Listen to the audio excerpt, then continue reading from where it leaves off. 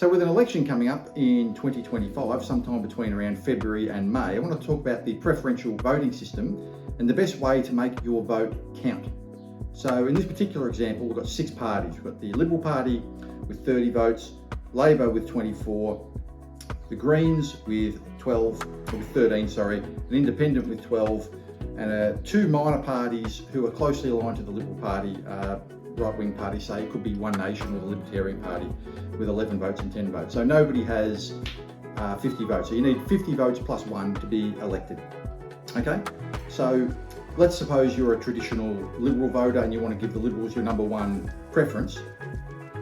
Liberals don't have the required votes yet, so you take the party that's got the least amount of votes, and let's suppose they preference, because they're a minor party more closely aligned with the Liberal Party, let's suppose they preference the Liberal Party second.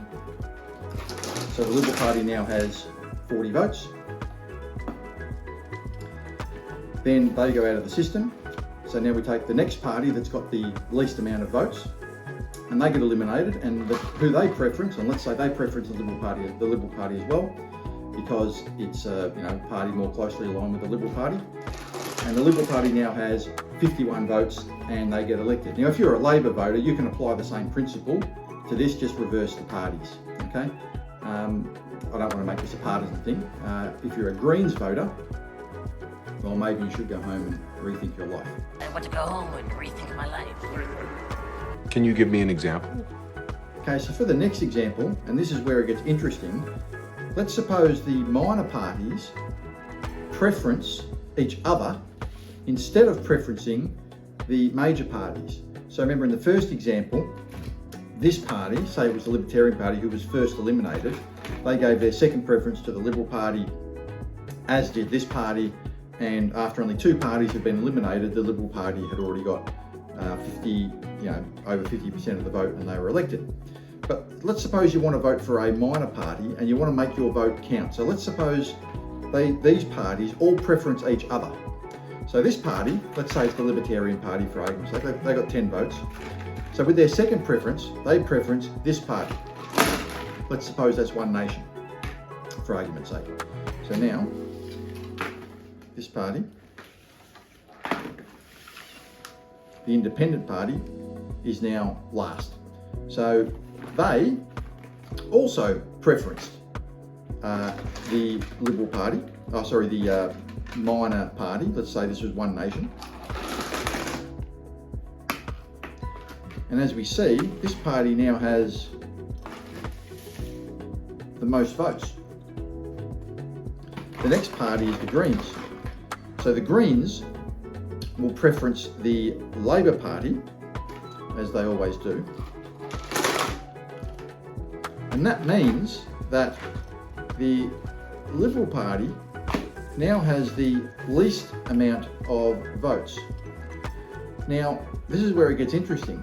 Very interesting. Now, the Liberal Party would definitely most would preference Greens and Labor last. For argument's sake, let's say everybody voted the same way. So let's say with their second preference, they preference this minor party, let's say it's One Nation, ahead of Labor or the Greens or whoever.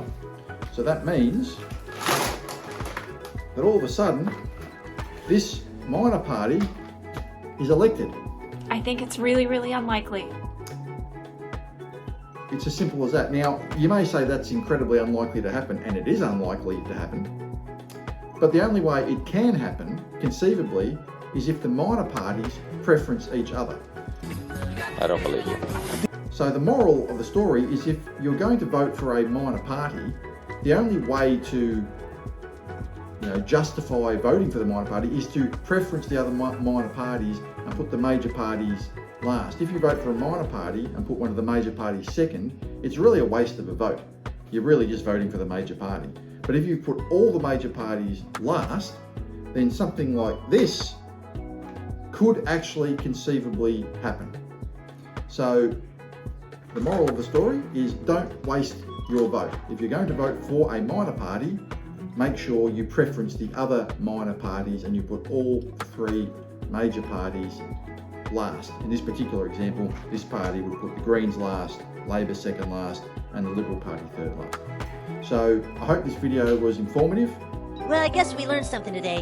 Make your vote count, whichever way you're going to vote. And if you consider subscribing to this channel, I would appreciate it. Have a good day.